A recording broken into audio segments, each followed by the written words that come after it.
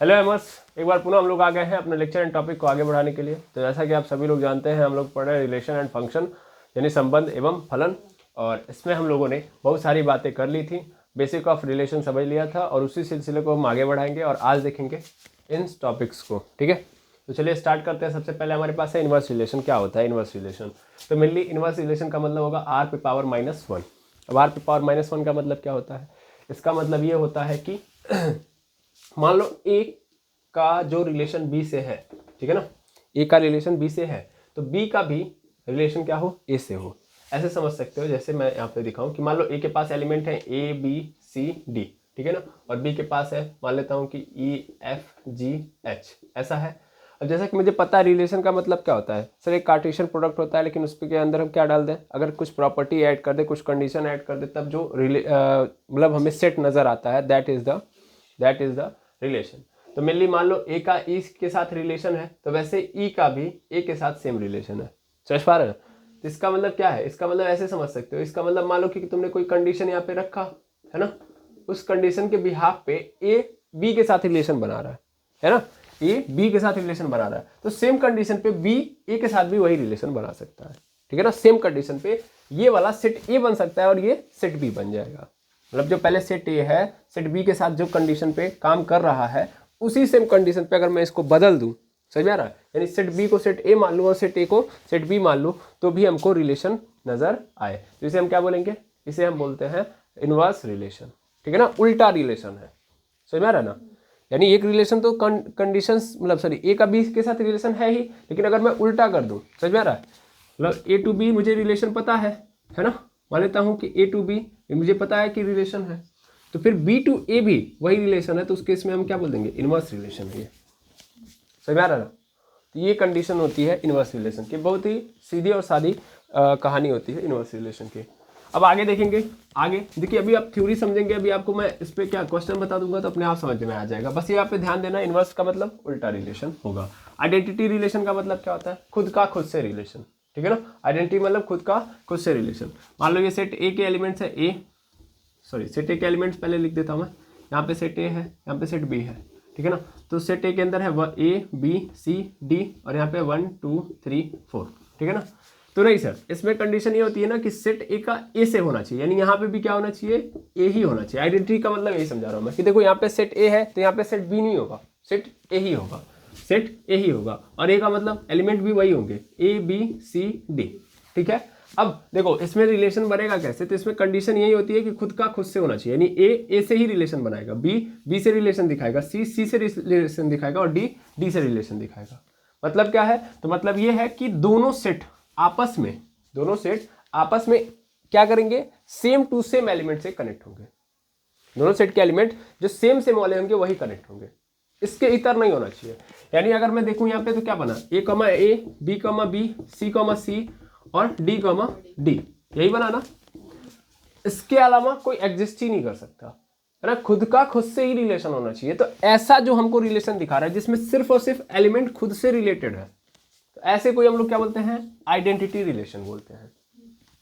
और universal relation का मतलब क्या होता है, यूनिवर्सल रिलेशन का मतलब ये होता है कि मान लो हमने ए और बी दो सेट लिया, ठीक है ना, ए के अंदर कुछ एलिमेंट्स थे, बी के अंदर कुछ एलिमेंट्स थे, मान लो ए बी सी डी और यहाँ पे 1 2 3 4, ठीक है ना। अब मान लो मैंने कोई कंडीशन बनाई, है ना, उस कंडीशन के बिहाफ पे मैं रिलेशन डिफाइन कर रहा हूँ, लेकिन ये जो रिलेशन है एक्चुअल में जानते हैं किसके बराबर आ गया, सर ये बराबर आ गया ए क्रॉस बी के, यानी दोनों के कार्टेशियन प्रोडक्ट के बराबर आ गया रिलेशन। यानी ऐसे समझो कि मैंने कोई कंडीशन यहाँ पे रखी, है ना, उस कंडीशन पे मैंने क्या किया, रिलेशन भी मतलब डिफाइन किया कि भैया ए का 1 के साथ है, फिर ए का 2 के साथ है, मतलब वो जो कंडीशन था उस कंडीशन के बिहाफ पे मैंने पूरे के पूरे सेट बनाए। तो मुझे ये पता चला कि जो इस कंडीशन के बिहाफ पे रिलेशन मैं देख रहा हूँ, ठीक है ना, वो एक्चुअल में इक्वल है किसके, इन दोनों के कार्टेशियन प्रोडक्ट के, है ना। तो ऐसे कोई हम लोग क्या बोलेंगे, यूनिवर्सल रिलेशन। समझ में आ रहा है, सिंपल। तो यूनिवर्सल रिलेशन का मतलब सिंपल कि अगर हमारा कोई जो रिलेशन है ना, वो किसके बराबर हो जाए, कार्टेशियन प्रोडक्ट के बराबर हो जाए उन दोनों सेट्स के, तो उसको हम क्या बोलेंगे, यूनिवर्सल रिलेशन बोलेंगे। ठीक है ना, ये अगर ऐसा आपको स्थिति दिखाता है तो इस केस में आप क्या बोल दोगे, यूनिवर्सल रिलेशन। आई होप समझ गए में आ गया होगा, है ना। Universal relation is nothing but it is the Cartesian product of two sets. ठीक है। तो अगर दो सेट का जो रिलेशन नजर आ रहा है वो उनके कार्टेशियन प्रोडक्ट के बराबर है तो उसे यूनिवर्सल रिलेशन बोलेंगे। अब देखो आइडेंटिटी के साथ साथ रिफ्लेक्सिव भी समझना है ना। यूनिवर्सल तो बात की बात है। देखिए जैसे आप यूनिवर्सल सेट पढ़ेंगे है ना, तो सभी सेटों का बाप होता है, मेनली क्या होता है कि जितने भी सेट उसी से होते हैं पैदा, है ना। वैसे ही जो भी रिलेशन आप निकालोगे वो यूनिवर्सल रिलेशन से निकल के आएगा, कहने का अर्थ ये होता है, ठीक है ना। यानी ये जो रिलेशन आप कभी भी दो सेट्स का रिलेशन निकाल रहे हो, है ना, तो कोई कंडीशन लगाई होगी, उसका क्या आया होगा, रिलेशन आया होगा, है ना। तो उस रिलेशन के को जब आप देखोगे तो एक्चुअल में यूनिवर्सल रिलेशन का सबसेट होगा, है ना। हर सेट यूनिवर्सल सबसेट का क्या होता है, सॉरी यूनिवर्सल सेट का सबसेट होता है। Every set is the subset of universal set. ऐसे ही every relation is subset of universal relation. या उसी चीज को हम पहले भी जानते हैं कि एक्चुअल में relation is the subset of Cartesian product of two sets, ठीक है ना। तो वही बात बोली गई है। अब थोड़ा यहाँ पे आ जाओ, यूनिवर्सल रिलेशन को यहाँ से माइंड से हटाओ, ठीक है। अब अगले केस में देखना, यहाँ पे आ चुका है मेरे पास रिफ्लेक्सिव रिलेशन। यहाँ से कहानी स्टार्ट होगी। यहाँ से आपको पढ़ना होता है टाइप्स ऑफ, ये तीनों के तीनों क्या है, टाइप्स ऑफ, तीनों क्या है, चार पकड़ो, है ना, चारों पकड़ लो। तो रिफ्लेक्सिव रिलेशन, या सीधा सीधा बोल सकता हूँ, सॉरी रिफ्लेक्सिव रिलेशन मैंने गलत बोल दिया, टाइप्स ऑफ रिलेशन ही है। आपसे अगर पूछे रिलेशन के टाइप्स कितने हैं, तो एक्चुअल में टाइप्स तो ये भी है, inverse relation, identity relation, universal relation, but ये जो है आपके मेन है। ओके, कौन कौन, रिफ्लेक्सिव, सिमेट्रिक, ट्रांजिटिव और इक्विवेलेंस, ठीक है। अब ध्यान से समझना, टाइप्स ऑफ रिलेशन है ये। अब इनकी कहानी यहीं से स्टार्ट होती है। अब इसमें सबसे पहला वो जो है वो एक्चुअल में आइडेंटिटी रिलेशन के समकक्ष है। मतलब जैसा आइडेंटिटी रिलेशन होता है इसे रिफ्लेक्सिव होता है। लेकिन आइडेंटिटी की कंडीशन क्या थी, आइडेंटिटी की कंडीशन ये थी कि जो भी आप सबसेट रखोगे, जो भी रिलेशन शो करोगे, उसमें हर एक सेट अपने आप से ही क्या होना चाहिए, रिलेट होना चाहिए, ठीक है ना, रिलेशन दिखाना चाहिए। रिफ्लेक्सिव भी सेम बात बोलता है ना। ऐसा रिलेशन होना चाहिए जिसमें कोई भी जो एलिमेंट है वो खुद से रिलेट करना चाहिए। जैसे मान लो कि अगर मैंने कोई रिलेशन रखा, मतलब कोई रिलेशन दिखाया, तो इसमें जो है x is such that x है, ठीक है ना। यानी x not is the y, मतलब ऐसे नहीं है, ऐसी कहानी नहीं है, x कॉमा y में नहीं है, sorry x is such that not x। यहाँ पे x कॉमा y होता है, रिलेशन के अंदर तो दो होते हैं ना, ऑर्डर पेयर रखे जाते हैं, क्योंकि x कॉमा y होता है। और मेनली यहाँ पे क्या होगा, यहाँ पे जो हम लेंगे रिलेशन, इसमें क्या होगा, x कॉमा x ही होगा।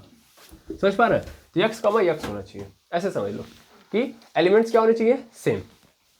जैसे मान लो यहाँ पे अगर मेरे पास कोई सेट है, जैसे यहाँ पे देखो 1 2 3, और यहाँ पे दूसरा कोई सेट है A B C D, ठीक है। तो ये देखो 1 का किससे रिलेट कर, मतलब मैं रिलेशन दिखा रहा हूँ, तो 1 का A से नजर आ गया, है ना, फिर 2 का B से नजर आ गया, फिर 3 का C से नजर आ गया। क्या ये रिफ्लेक्सिव है, क्या ये आइडेंटिटी है? बिल्कुल नहीं सर। 1 का 1 से होना चाहिए, 2 का 2 से होना चाहिए, 3 का 3 से होना चाहिए, ये जो है वो गलत है, ठीक है ना। तो यहाँ पे 1 2 3 4 5 ऐसे ले लो, ओके।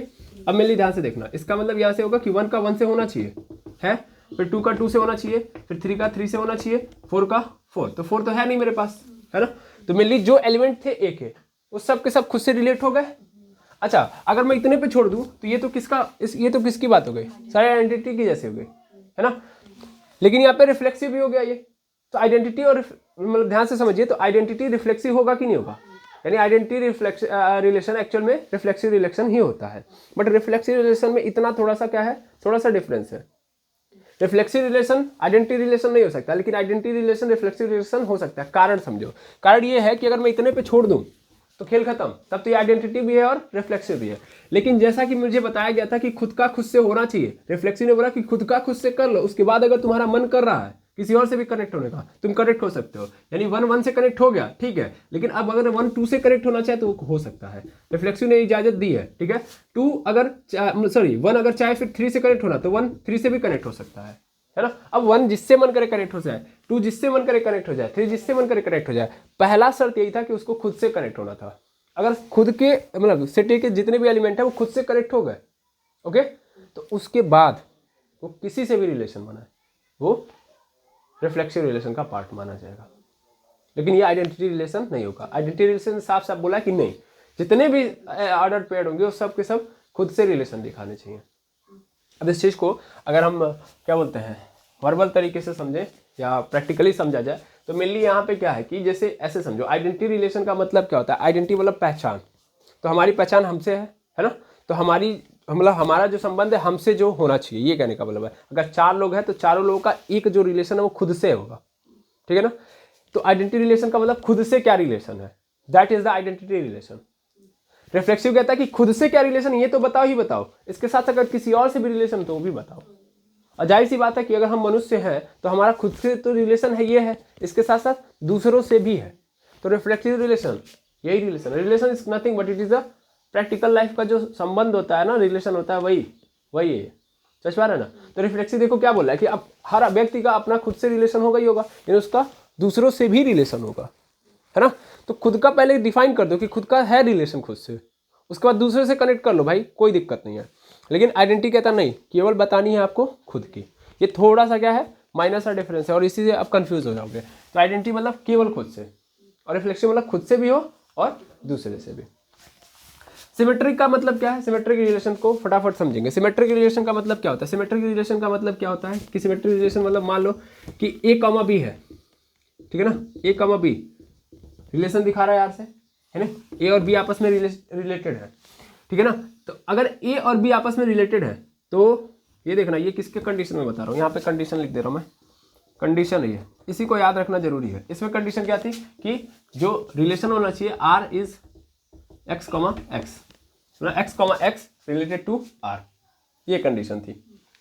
इसमें कंडीशन क्या है, इसमें कंडीशन ये है किसके लिए, सिमेट्रिक के लिए, सॉरी सिमेट्रिक है, हाँ सिमेट्रिक रिलेशन के लिए कंडीशन क्या है कि भैया ए कॉमा बी अगर रिलेटेड है आर से, ठीक है, ए कॉमा बी या एक्स कॉमा वाई ले लो, जो भी ले लो अपने साथ, ठीक है। तो B comma Y, then if A comma B is related to R, then B comma A is also related to R. मतलब क्या है इसका मतलब ये ए और बी जो संबंध दिखा रहे हैं वही बी और ए भी वही सेम संबंध दिखाने चाहिए, यानी ए का बी से जो संबंध है वही बी का भी ए से संबंध होना चाहिए, ठीक है।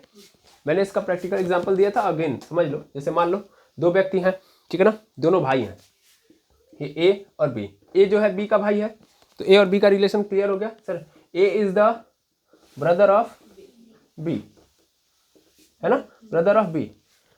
अब सिमेट्रिक कहता है कि नहीं, दूसरे वाले का भी सेम रिलेशन होना चाहिए, जो रिलेशन पहले वाले का दूसरे से था वही दूसरे वाले का पहले से होना चाहिए। तो यहाँ पे मैंने क्या बोला, दोनों ब्रदर हैं, भाई हैं, तो B is also the brother of B, A, है ना, B is also brother of ए।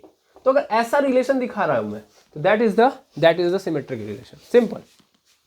ए का बी के साथ जो रिलेशन है, बी का भी ए के साथ सेम रिलेशन होना चाहिए। अगर ऐसा रिलेशन कोई दिखा रहा है तो उस केस में सिमेट्रिक रिलेशन है। अब इसमें फंसोगे कहाँ आप, यहाँ पे देखो, जैसे आइडेंटिटी और रिफ्लेक्सिव में था ना, जैसे मान लो ऐसे था ना कि क्या बोलते हैं, आइडेंटिटी में था कि खुद से केवल होना चाहिए, रिफ्लेक्सिव में था कि खुद से तो होना ही चाहिए, अगर बाकियों से कर रहे हो तो दिक्कत नहीं, लेकिन पहले खुद से दिखा लो, उसके बाद बाकियों से करते रहो तो दिक्कत नहीं है। इसमें भी यही सेम कहानी है, पहले खुद से दिखाना पड़ेगा, खुद से रिलेशन दिखा दिए, उसके बाद भी तुम कनेक्टेड हो तो भी कोई दिक्कत नहीं है।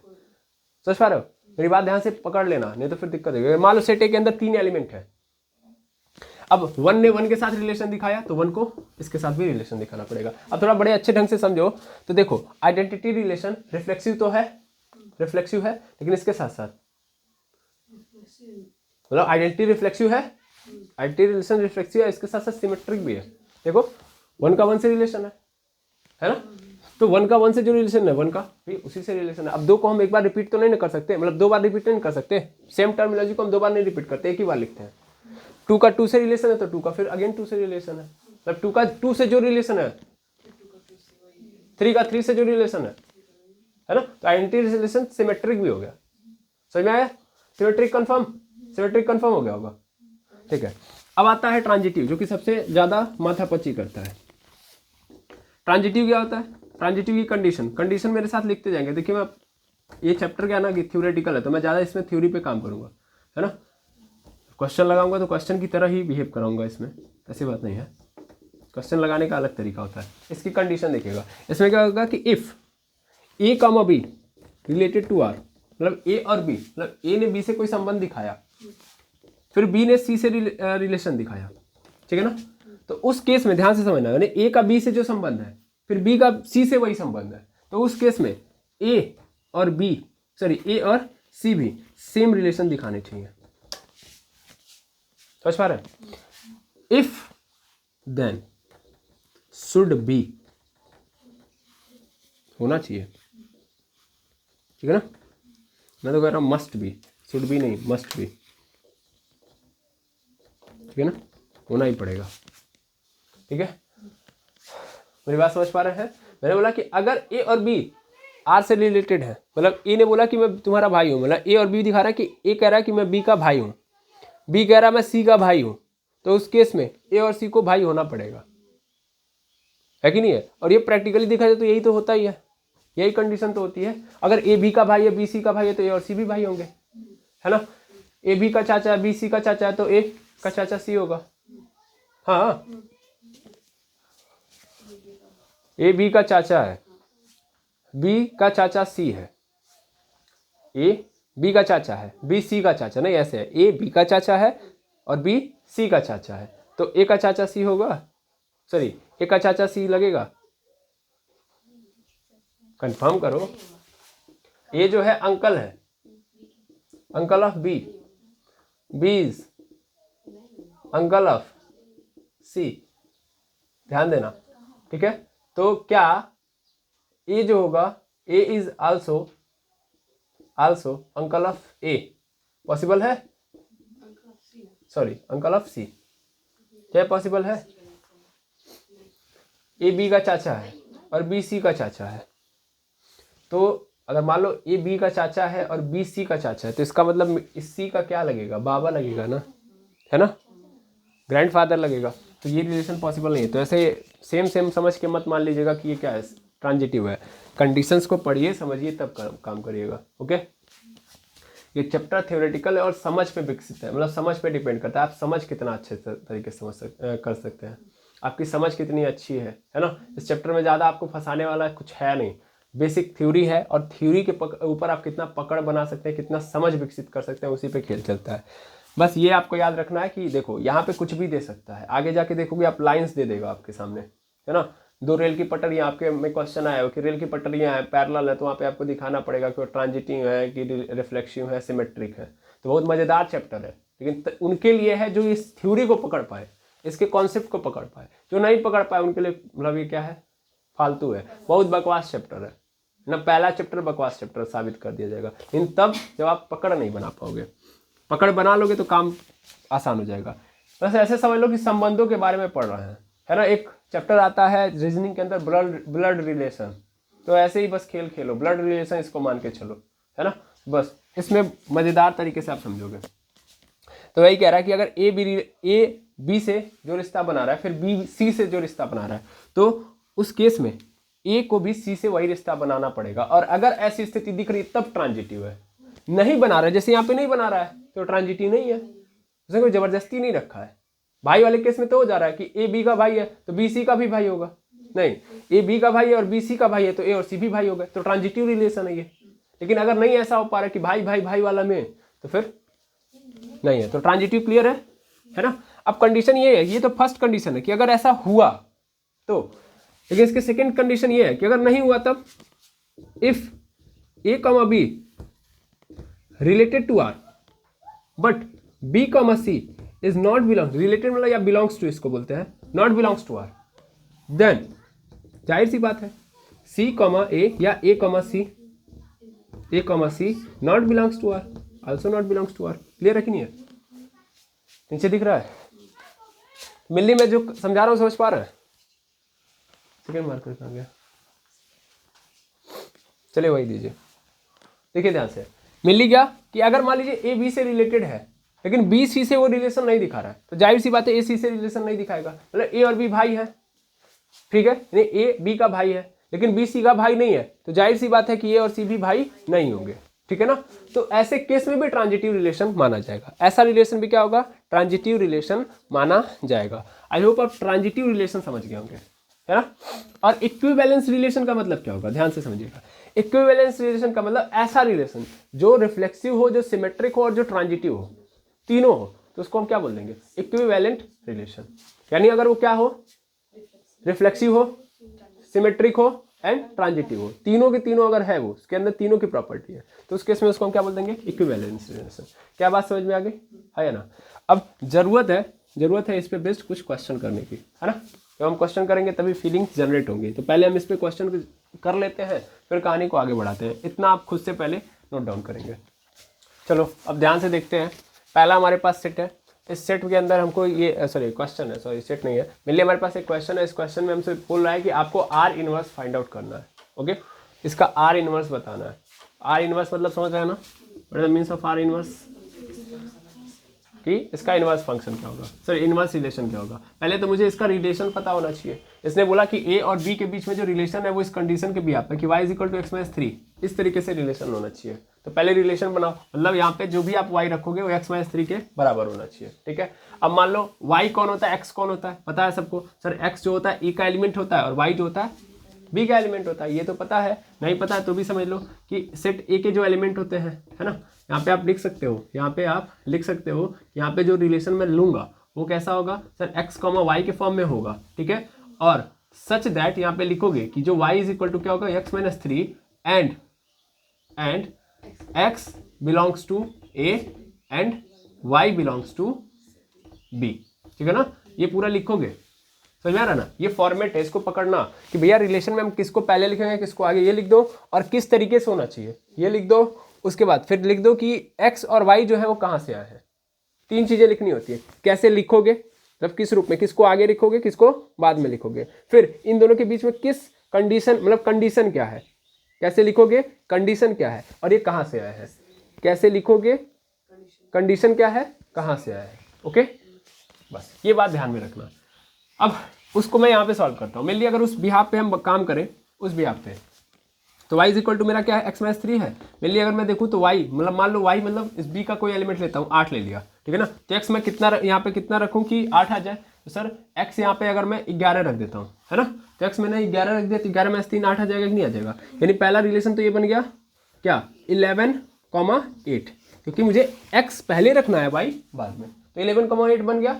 दूसरा रिलेशन देखो, दूसरा रिलेशन क्या होगा सर, मुझे अब क्या करना चाहिए, y की जगह पर 10 डाल देना चाहिए। तो 10 अगर डाल रहा हूँ मैं, तो 10 अगर डाल रहा हूँ तो मैं x क्या लूंगा सर, 13 ले लो। 13 - 3 करूंगा, मिल जाएगा मुझे। 13 - 3 करूंगा तो फिर से 10 मिल जाएगा, नहीं मिल जाएगा। इसका मतलब 13, 10 सेकेंड रिलेशन बन गया कि नहीं बन गया।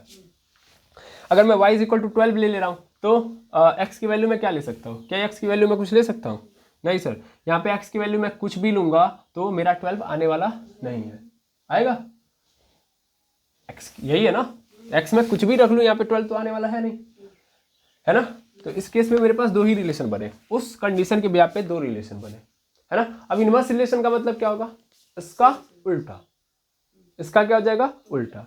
इसका उल्टा होने का मतलब, अब इनवर्स रिलेशन जैसे कि यहाँ पे क्या होगा कि देखो, जैसे इसमें क्या है कि ये क्या है, ए सेट है और ये बी सेट है, या सीधे सीधे ये x है, ये क्या है, y है। तुम इसको पलट दो, इसको क्या कर दो, पलट दो, यानी y पहले कर दो, x बाद में, तो ये क्या हो जाएगा, इनवर्स रिलेशन हो जाएगा। यानी सेट ए का सेट बी से जो रिलेशन है, सेट बी का सेट ए से उल्टा रिलेशन हो जाएगा। ठीक है ना, यानी जहां पे y रखे थे वहां पे क्या कर दो, x डाल दो, ऐसे कर दो, तो भी तो बात बन जाएगी कि नहीं बन जाएगी। ऐसे समझो, मैंने क्या किया, रिलेशन चेंज कर दिया। अभी क्या था, ये इस बिहाफ पे था, है ना, मैंने चेंज कर दिया, x = y-3 कर दिया। ठीक है ना, और x किसको माना, y किसको माना, ये पकड़ने वाली बात है। अब इसको मैंने क्या मान लिया है, y, और इसको क्या मान लिया है, x। समझ में आ रहा ना, ये हुआ है। ठीक है, समझ में आ रहा है। तो अब जो रिलेशन निकालोगे, वो रिलेशन निकल के आएगा, तो ये अभी भी वही आएगा, अभी भी वही आएगा। अभी क्या आएगा बताओ, अभी किसको पहले लिखोगे सर, अभी पहले 8 को पहले लिखूंगा, 11 को बाद में, तो 8, 11 फिर 10, 13, यही आएगा ना। और दैट इज द ये क्या है, ये क्या है आपका y है, और ये क्या हो गया x, है ना। y को पहले लिख दिया, x को बाद में, तो ये क्या बन गया अपना इनवर्स रिलेशन।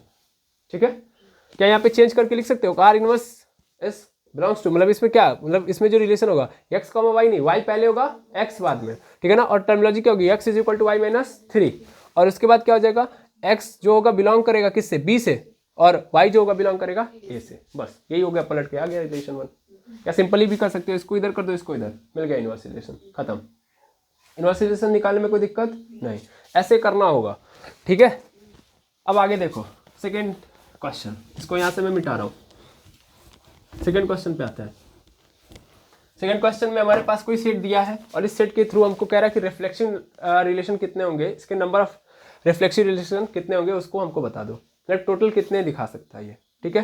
तो इसका तरीका क्या होता है, पहले तो इसका मतलब हम जान लेते हैं मापक क्या होता है, जब क्या पैमाना हम यूज करते हैं। तो रिफ्लेक्टिव रिलेशन के लिए हम देखो क्या लिखते हैं, R is belongs to x comma x. Reflective relation यही तो है, मतलब खुद का खुद से, एंड सच दैट एक्स जो होगा वो बिलोंग्स टू क्या होगा, ए, है ना। सेट ए से बिलोंग करना चाहिए। सेट ए मतलब क्या, कोई सेट होगा, उस सेट के अंदर एलिमेंट होंगे, है ना, तो उसी के जो एलिमेंट है उन्हीं को एक्स बोल रहा हूं मैं।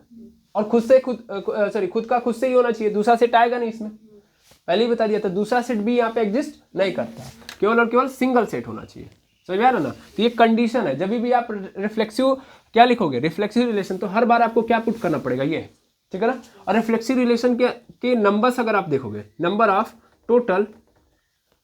टोटल रिफ्लेक्सिव रिलेशन, तो वो कितना होता है, तो एक्चुअल में होता है 2x² minus x, 2x² minus x. इसका मतलब क्या है, ये देखो x कहाँ से है, तो एक्चुअल में मैं देखता हूँ कि नंबर ऑफ एलिमेंट ए में कितने हैं, तो मैंने मान लिया क्या है, x है, तो उस केस में जो number of total reflexive relation होगा वो कितना होगा, 2x² माइनस एक्स होगा।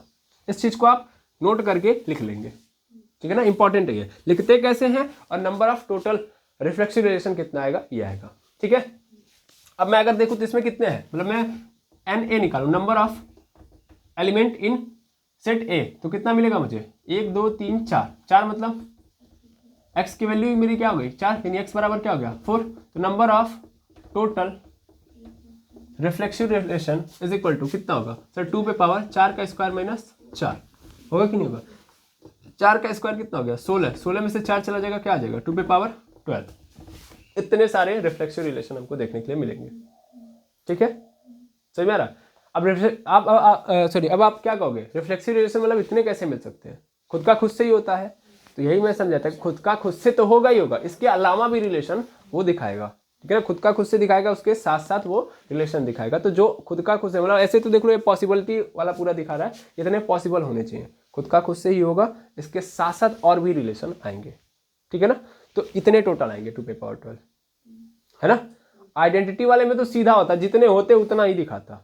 अगर 4 एलिमेंट है तो 4 ही बनता है कि नहीं है, 4 ही ऑर्डर पेड़ आता कि नहीं आता आइडेंटिटी वाले में। लेकिन रिफ्लेक्सिव ने क्या किया, ये कहा है कि नहीं, आप खुद से खुद का दिखाइए, उसके साथ साथ दूसरों से भी आप दिखा सकते हो। तो ये खत्म है ना, ये भी खत्म, बिल्कुल ऐसे आपको ध्यान में रखना है। अब अगले कंडीशन पे चलते हैं, या अगले क्वेश्चन पे। देखो अगला क्वेश्चन हमारे पास क्या है कि मेरे पास एक सेट है ABCD, ठीक है ना। हमसे कह रहा है कि इसमें ये बताइए कौन सा ट्रांजिटिव वाला है, मतलब कोई मैंने दे दिया यहाँ पे। अब यहाँ पे क्वेश्चन क्या है कि ट्रांजिटिव वाला हमसे पूछ रहा है, कोई सेट है, इस सेट का मैंने ट्रांजिटिव रिलेशन, मतलब कोई रिलेशन डिफाइन किया है, ठीक है ना। अब जब मैं रिलेशन डिफाइन कर रहा हूँ तो इस दौरान, अच्छा इसमें भी एक अनोखी बात है, इसमें भी आप एक ही सेट से रिलेशन दिखा रहे हो, मतलब दोनों सेट एक ही है, तभी तो आप रिलेशन दिखा पाओगे, है ना। मान लो यहाँ पे भी सेट ए रहेगा, यहाँ पे भी सेट ए रहेगा, तभी आप रिलेशन दिखा पाओगे, ओके। अब देखो ट्रांजिटिव, सिमेट्रिक पूछ रहा है, गलत मैं बोल रहा हूँ, हमको क्या बताना है यहाँ पे, सिमेट्रिक, है ना। यहाँ पे क्या बताना है, सिमेट्रिक। सिमेट्रिक के लिए कंडीशन क्या, पहले सिमेट्रिक की कंडीशन समझो।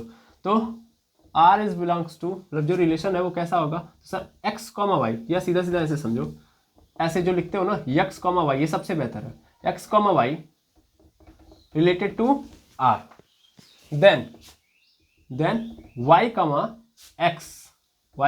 x शुड बी या must be related to R, तभी जाके वो क्या होगा, सिमेट्रिक रिलेशन होगा। ध्यान देना, जब जब सिमेट्रिक की बात करेगा तब तब हमको क्या करना है, ये लिखना पड़ेगा, ठीक है ना, ये लिखना पड़ेगा, ओके। ये प्रारूप है, ये फॉर्मेट है, ये सिमेट्रिक रिलेशन की कंडीशन को कैसे लिखेंगे। अगर नंबर ऑफ आपसे पूछ दिया, number of total possible symmetric relation, ठीक है ना, ये भी क्वेश्चन पूछ सकता है, इसके जस्ट नीचे वही वाला क्वेश्चन है ना। तो उस केस में आप क्या करोगे, उस केस में आप जब देखोगे तो क्या बनेगा, उस केस में आपका कुछ ऐसा बनेगा कि 2x + 1/2, ठीक है ना, 2 पे पावर x + 1/2, ये हो जाएगा। समझ में आ रहा है जो मैंने बोला। तो ये तरीका आपके सामने होगा। अब देखो यहाँ पे x क्या है, अगेन x क्या है सर, अगेन जो होगा x, अच्छा यहाँ पे ये लिख देना कि x y, यहाँ पे लिख देना, एक चीज तो मैं लिखी नहीं, where x, y belongs to set A, ठीक है ना, सेट ए से बिलोंग करना चाहिए, ठीक है ना। तो number of element in set ए अगर मान लो x है तब जाके ये आप दिखाओगे। ओके, समझ में आया ना, फॉर्मेट समझ में आ गया, ये भी समझ में आ गया। ठीक, अब देखो इसमें क्या होना चाहिए, कंडीशन ये है कि अगर ए बी से बिलोंग कर रहा है तो बी को ए से बिलोंग करना पड़ेगा। अब जैसे यहाँ पे देखो, यहाँ पे ए है, ठीक है, इसमें तो दिक्कत नहीं है, ए का ए से रिलेशन है तो ए का उल्टा भी होगा। मैंने बोला था पहले ही कि अगर आइडेंटिटी है तो वो रिफ्लेक्सिव हो जाएगा और सिमेट्रिक भी हो जाएगा। अच्छा, ए बी है तो बी ए ढूंढो कहाँ पे है, क्या कहीं पे बी ए दिख रहा है, नहीं दिख रहा है, तो नहीं दिख रहा है तो इसलिए हम छोड़ देंगे, है ना।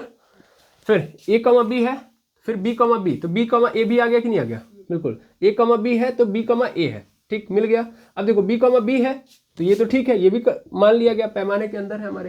लेकिन यहाँ पे ए कमा सी है तो सी कमा ए भी होना चाहिए था, लेकिन सी कमा ए नहीं है, तो ये क्या है, सिमेट्रिक रिलेशन नहीं है। मतलब जो भी है उनका खुद से, मतलब खुद से कह रहा हूं मैं, मतलब अगर दो लोग हैं तो इनका उल्टा भी प्रेजेंट होना चाहिए। ए और बी है, मतलब ए पहले बी बाद में है, तो फिर अगले केस में बी पहले और ए बाद में होना ही चाहिए। अब देखो यहाँ पे ए कमा ए है, पैमाने के अंदर है ना। बी कमा सी है तो सी कमा ए भी होना चाहिए, क्या है कहीं पे सर, यहाँ पे देखिए बी कमा सी है तो सी कमा बी मिल गया, सी कमा डी है तो डी कमा सी भी है। क्या ये करेक्ट बैठा कि नहीं बैठा, ये देखिए मिल गया कि नहीं मिल गया। बी का सी से है तो सी का बी से भी है, सी का डी से है तो डी का सी से भी है, और ए तो आपस में कनेक्टेड ही है ना। ये तो रिलेशन दिखाई रहे हैं भाई।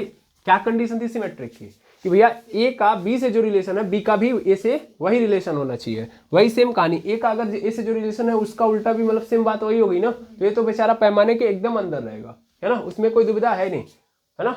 हमारा खुद से जो रिलेशन है, मेरे खुद का मेरे से रिलेशन वही रहेगा ना। ये बहुत बेवकूफ़ी वाली बात होगी कि मैं इसको एलैबोरेट करूं बार बार, यहाँ पे दिक्कत होनी चाहिए। बी से का सी से है तो देखो सी का बी से भी है वही रिलेशन, फिर सी का डी से है तो डी का सी से भी है, बस खत्म। तो यानी ये क्या मेरा है, ये मेरा सिमेट्रिक रिलेशन है। यहाँ वाले पे देखो ए का बी से है, फिर बी का सी से है, तो क्या कहीं पे बी ए से दिखाई दे रहा है, सी का बी से दिखाई दे रहा है, ए का डी से दिखाई दे रहा है, लेकिन डी का ए से दिखाई दे रहा है, नहीं, तो ये मेरा सिमेट्रिक नहीं है। इसमें कंडीशन ध्यान में रखेंगे, कंडीशन क्या ध्यान में रखनी है कि हमेशा सबका होना चाहिए, सब होने ही चाहिए, नहीं तो फिर दिक्कत हो जाएगी, समझ पा रहे ना। अब अगले केस में आते हैं। अगला क्वेश्चन हमारे पास ये है ना, आई थिंक चौथा क्वेश्चन ये है। चौथा क्वेश्चन ये था कि मेरे पास एक सेट है, इस सेट के अंदर ये एलिमेंट्स हैं, तो ये बताओ नंबर ऑफ सिमेट्रिक रिलेशन कितने दिखा सकता है ये, ठीक है ना। तो अगर हम देखें इसमें कितने हैं टोटल, तो 5 हैं। तो यानी मुझे पता है कि number of symmetric relation x plus by 2 होगा, है ना। 2 ऐसे रहेगा, यक्स की वैल्यू कितनी है, टोटल कितने हैं भाई, एन ए कितना है सर, वो 5 है, तो यहाँ पे 5 रख दो, तो 5 गुणे 6 पूरे नीचे 2 कैंसिल आउट, कितना हो जाएगा 3 हो जाएगा, तो 2 पे पावर 5 3 15, 2 पे पावर 15। एक्चुअल में ये गलत है, यहाँ पे मुझे लगता है 2 है ही नहीं, सीधा सीधा x प्लस 1/2 है, सीधा सीधा ये रिलेशन होगा। 5 एलिमेंट है तो ऐसे देख सकते हो, मतलब 5 है तो ये सही होगा। एक बार मैं चेक कर लेता हूँ, वैसे तो मुझे पता है, ठीक है ना, कहीं से बाय मिस्टेक मैंने ये लिख दिया है। एक मिनट मैं चेक कर लेता हूँ। एनसीईआरटी में होगा, एनसीईआरटी में देखिए, इसमें तो दिखाई नहीं रहा। सिमेट्रिक रिलेशन से तो एनसीईआरटी के अंदर भी देखिए, एक सेकंड मुझे सोचने दीजिए। यहाँ पे 2 रहेगा, ठीक है ना, 2 रहेगा, सब सही है। 2 पे पावर x प्लस 1 गलत नहीं है, सही है, पूरे के नीचे बाई 2 है ना, 2 पे पावर है, सही है वो, गलत नहीं है। अब यहाँ पे हमने देखा कि नंबर ऑफ एलिमेंट इन ए कितने हो जाएंगे 5, तो यहाँ पे 5 है तो यहाँ पे 5 रखोगे तो 2 गुणे 5 सॉरी 2 पे पावर 5 प्लस 6 तो कट जाएगा ये, यानी क्या आया था 5 गुणे 3 तो सीधा सीधा 2 पे पावर 15, यही क्या है करेक्ट आंसर है, ये गलत नहीं है, ठीक है ना, 2 पे पावर 15 होंगे, ठीक है। चौथा समझ में आ गया, ये फार्मूले वाला है, इसमें कोई तामझाम नहीं है, सही है वो, ठीक है ना, मैं ही थोड़ा सा कंफ्यूज हो गया था। अब लास्ट वाला देखते हैं, लास्ट वाला इंपॉर्टेंट है क्योंकि ऐसे ही क्वेश्चन आपको एग्जाम के अंदर देखने के लिए मिलेगा कि a is equal to 1 2 3 4 5 6 defined as r belongs to या r is equal to x comma y such that y is divisible by x। तो आपसे पूछा है सिमेट्रिक या ट्रांजिटिव, तो सबसे पहला हमको रिलेशन डिफाइन करना पड़ेगा, मतलब हमारे पास एक सेट दिया है, ठीक है ना। इस सेट के अंदर ध्यान से समझिएगा, कंडीशन ये है 1,2,3,4,5,6 defined as x, y and y is divisible by x। Actual में इसका दूसरा भी देना चाहिए बिकॉज x, y दिया है। ये क्वेश्चन मुझे देखना पड़ेगा, एक सेकेंड। इसका सेकेंड मुझे देगा, नहीं तो मैं करूँगा कैसे।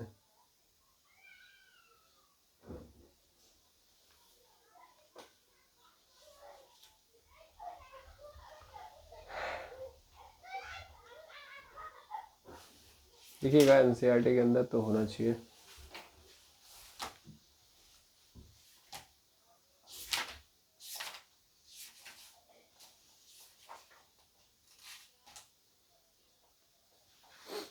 क्वेश्चन यही है, हमको लग रहा है कि इसमें कोई चेंज नहीं है। एक ही है ना, एनसीईआरटी में है वो, ठीक है। हाँ एक ही है, ध्यान से समझो क्या है मेनली, क्या कहने का मतलब ये है, इसको समझता हूँ मैं। मतलब ऐसे बोल दिया है क्वेश्चन में कि देखो यहाँ पे 1 2 3 4 5 6 दिया है ना। मेनली आपके पास 5 एलिमेंट है, आपको इन्हीं 5 एलिमेंट का एक रिलेशन बनाना है, ऐसे दिया है। क्वेश्चन गलत नहीं है, क्वेश्चन सही है। जैसे मैं चाह रहा था कि अलग अलग दे तो उनके बीच में रिलेशन दे दूं। अगर देखो इस क्वेश्चन से हमें ये सीखने के लिए मिलेगा कि भाई दो अलग अलग नहीं होंगे। मुझे लगा कि अभी इतना हार्ड नहीं देगा, सिंपल सिंपल देगा, दो अलग अलग सेट होने चाहिए। अभी यहाँ पे क्या है, यहाँ पे एक ही सेट से आपको रिलेशन डिफाइन करना है, समझ में आ रहा है। तो इसी में से एलिमेंट्स हमको क्या करने हैं, उठाने हैं, और उठा के हमको क्या करना है, बनाना है, समझ में आ रहा है। तो चलिए स्टार्ट करते हैं। सबसे पहले हम देखेंगे, मुझे कह रहा है कि इन्हीं से रिलेशन दिखाना है आपको। तो कह रहा है कि y is divisible by x होना चाहिए, y is divisible by x होना चाहिए। तो x, y लिखूंगा, ठीक है।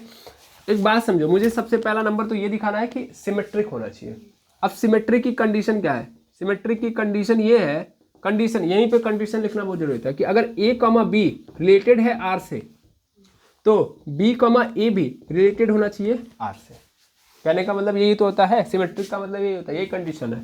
मतलब ये कहना चाहता है कि अगर x डिविजिबल है, क्या लिखा है, y is divisible by, y is divisible by divisible by x, तो सिमेट्रिक तभी होगा जब x is also divisible by y। समझ में आ रहा है जो मैं बोल रहा हूँ। सिमेट्रिक के लिए यही तो कंडीशन है भाई, कि अगर y को x काट सकता है तो x को y भी काटना चाहिए, है ना। अब अगर मान लो मैं यहाँ पे, उसको अभी भूल जाओ, अभी फिलहाल में ये समझो कि अगर मान लो मैं कोई नंबर ले रहा हूँ, है ना। जैसे मैंने बोला कि 8 है, 8 को 2 काट सकता है, 8 इज डिविजिबल बाई 2, ठीक है ना। तो क्या 2 is also divisible by 8? That is not possible. अगर एक नंबर को दूसरा कोई नंबर काट रहा है, समझना, तो जरूरी नहीं कि वो दूसरा वाला उसको काट दे। क्या ये जरूरी है? नहीं है, है ना। यानी x, y बिलोंग्स अगर कर रहा है यार से, तो यहाँ पे इस कंडीशन के भी यहाँ पे देखूं तो y, x क्या नहीं होंगे, नहीं पॉसिबल होंगे। अब देखो ध्यान से, कई लोगों के मन में क्वेश्चन आएगा कि देखिए अगर सर दोनों 1 ले लिया तो 1 को 1 डिविजिबल कर सकता है, मतलब 1 को 1 डिवाइड कर सकता है, 2 को 2 डिवाइड कर सकता है, समझ में आ रहा है, 3 को 3 डिवाइड कर सकता है, फिर उसका उल्टा भी ले तो भी काम चल जाएगा। तो वो कहाँ के लिए है, रिफ्लेक्सिव के लिए है। रिफ्लेक्सिव की बातें नहीं चल रही है यहाँ पे चल रहा सिमेट्रिक। तो सिमेट्रिक में क्या है कि a, b दो अलग अलग एलिमेंट है, x, x तो है नहीं, यानी दोनों एलिमेंट मुझे क्या लेने हैं, अलग अलग। ये भी कंडीशन पकड़ो, क्योंकि अगर मैं इस सोच के साथ आगे बढ़ रहा हूँ कि भैया अगर y को x डिवाइड कर सकता है तो x को y डिवाइड करना चाहिए। तो जैसे x और y, इसका मतलब दोनों एलिमेंट क्या है, अलग अलग है। तो जाहिर सी बात है कि अगर 8 को 2 भाग डिवाइड कर सकता है तो 2 को 8 नहीं काट सकता, है ना। तो इस बात से अगर मैं ध्यान से देखूं, इस बात को अगर ध्यान से समझूं मैं, तो मैं इस मतलब यहाँ पे पहुंचूंगा कि x, y belongs to r। ये पॉसिबल है कि बिलोंग करेंगे, but y, x not belongs to r, है,